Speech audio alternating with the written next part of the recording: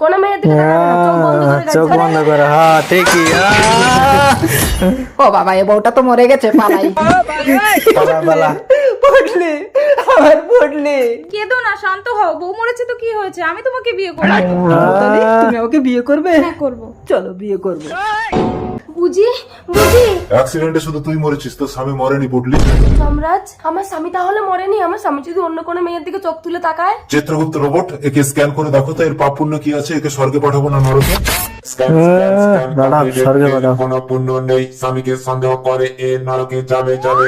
ও যমরাজ, আমাকে নরকে পাঠিও না, আমি তোমাকে ভীষণ ভালোবাসি।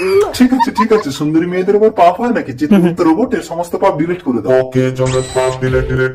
সুন্দরী, এবার আমি তোমাকে স্বর্গে পাঠাবো। না, ওকে মরতে গিয়ে আবার স্বামীর সেবা করে পুণ্য করে আসতে হবে, তবেই স্বর্গে যেতে পারবে। মরতে, তারপরে থেকে আবার জীবিত করতে হবে। আমাকে তাড়াতাড়ি মরতে পাঠাও যমরাজ, নইলে আমার ডেড বডি পুড়িয়ে দেবে। অসম্ভব। আমি সবাইকে বলে দেবো আপনি সুন্দরী মেয়ে দেখলে পাপ ডিলিট করে দেন। না, রোবট, একে তাড়াতাড়ি মরতে পাঠিয়ে দাও। ওকে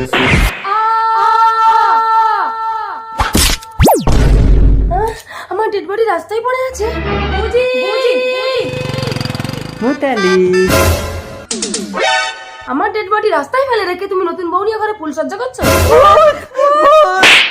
আরে আমি ভূত না, আমি মরিনি। ভূত না, মানুষ। বিশ্বাস করি না। ঠিক আছে, যমরাজের কাছে চলো। হ্যাঁ চলো। তার মানে তুমি যমরাজকে পটিয়েছো? এই, তোরা নিঘাত আমার চাকরিটা খাবি। চাকরি চেষ্টা করছেন, একবার ভেবে দেখেছেন আমি কোথায় যাবো? যমরাজের চাকরি যাবো গো। আমার সামনে না।